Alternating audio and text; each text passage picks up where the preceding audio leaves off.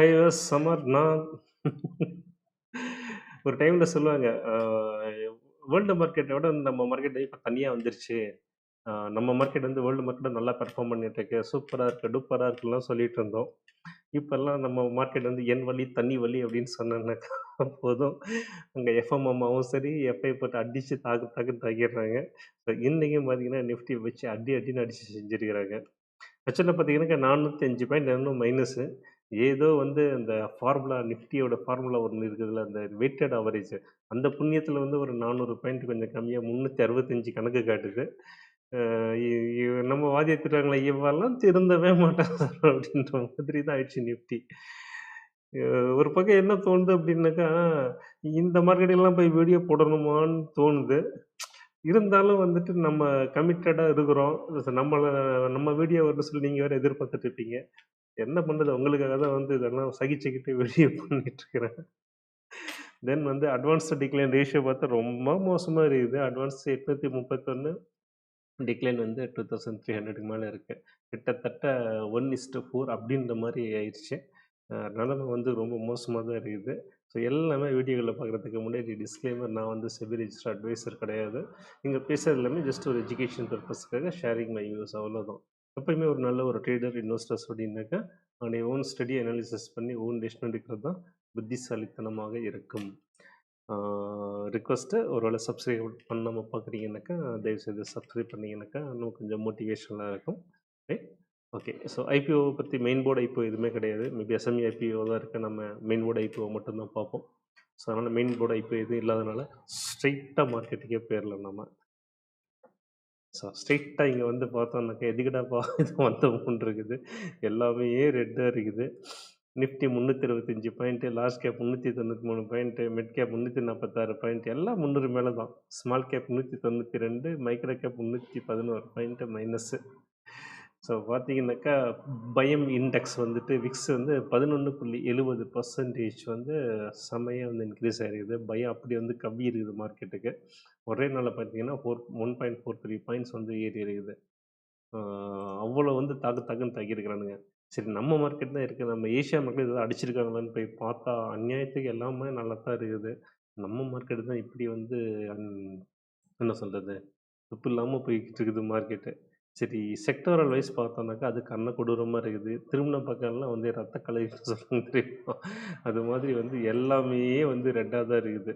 So அதிகப்படியான கீழ விழுந்தது பார்த்தீங்கன்னாக்கா, ரியாலிட்டி 2.56%, ஆட்டோ 2.10, கன்ஸ்ட்ரக்ஷன் 1.93, எல்லாம் வந்து மைனஸு. கொஞ்சம் லீஸ்ட் மைனஸ் அப்படின்னாக்கா, ஃபார்மா வந்து 0.50%, மத்த எல்லாம் பார்த்தீங்கன்னா, மோர் தென் 1% வந்து எல்லாமே வந்து மைனஸ்ல தான் இருக்கு. இதுக்கு வந்து ஒரு முக்கிய காரணம் யார் அப்படின்னு பார்த்தீங்க அப்படின்னாக்கா, நம்ம ஹெவி வெயிட்ல பார்க்கும்போது இங்கேயும் பார்த்தீங்கன்னாக்கா, அத்தனையும் ரெட்டு தான்.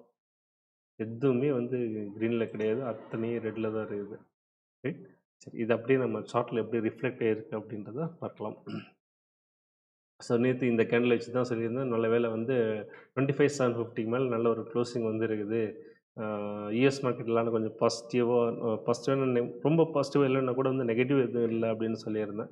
நேத்து கூட பார்த்தீங்கன்னா, மார்க்கெட் கொஞ்சம் பாசிட்டிவா தான் முடிஞ்சிருக்கு. இருந்து இன்னைக்கு பார்த்தீங்கன்னா, வெளுன்னு வெளுத்துட்டானுங்க நம்ம மார்க்கெட்ட.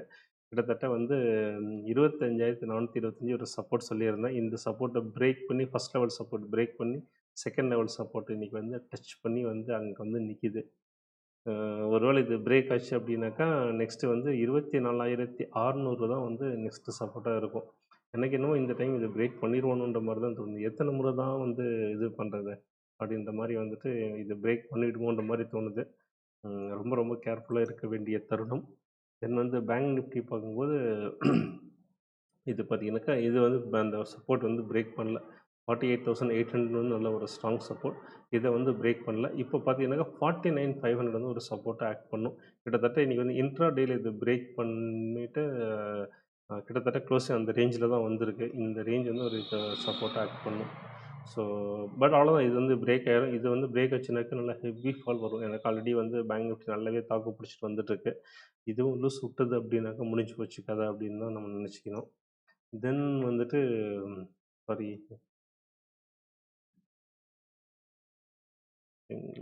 பேங்க் நிஃப்டி தென் ஐடி பார்க்கலாம். ஸோ ஐடி வந்து ஆல்ரெடி சொல்கிறதுக்கு ஒன்றுமே கிடையாது. திரும்ப திரும்ப நான் சொல்லிட்டு இருக்கேன். ஐடி இன்னும் வீக்காக தான் இருக்குது, ஃபர்தராக டவுன் வரும் அப்படின்ட்டு. ஸோ இன்றைக்கும் பார்த்திங்கன்னா நல்ல ஒரு மைனஸ் தான். 31,000 தான் வந்து அடுத்த லெவல் சப்போர்ட். அது நோக்கி தான் வந்து இப்போ ஐடி வந்து ட்ராவல் பண்ணிகிட்ருக்கு.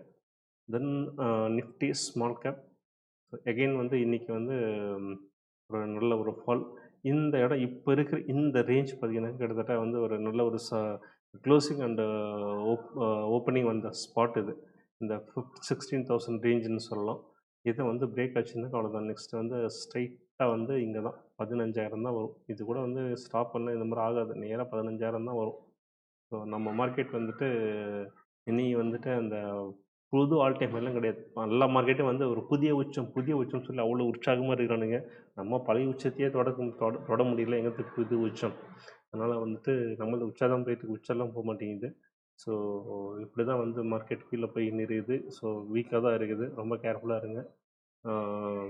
ஐ திங்க் வந்து ஒரு கொஞ்சம் ப்ராஃபிட் புக்கிங்லாம் பண்ணிட்டு கேஷில் உட்காந்துக்கிறது நல்ல விஷயமா இருக்கும்னு தோணுது. சரி, இதுதான் நம்ம சங்கதி. யூஎஸ் மார்க்கெட் ஏதாவது நல்லா இருக்குதான்னு பார்க்கலாம். ஸோ நேற்று வந்து டவ் வந்துட்டு 129 பாயிண்ட் பாசிட்டிவாக முடிஞ்சிருக்கு. S&P 500 வந்து 38 பாயிண்ட்ஸு, நாஸ்டாக் காம்போசிட் இண்டெக்ஸ் வந்து 175 பாயிண்ட் பாசிட்டிவாக இருக்குது. ஸோ எல்லாமே அந்த மார்க்கெட் நேற்று பாசிட்டிவாக தான் முடிஞ்சிருக்கு. யூஸ்வலாக அங்கே தான் நெகட்டிவ் வந்து இங்கே வரும்னு சொல்லுவோம். ஆனால் அங்கே நிறைய நேரங்களில் பார்த்திங்கன்னா அங்கே வந்து நெகட்டிவ் வராமலே நம்ம நெகட்டிவ் வந்துட்டுருக்கு. இன்றைக்கி தான் அதான் நடந்துட்டுருக்கு. மேபி இன்றைக்கி ஏதாவது அவங்களுக்கு நெகட்டிவ் வந்ததுனாக்கா நாளைக்கு இன்னும் தாக்குன்னு தாக்குவாங்க.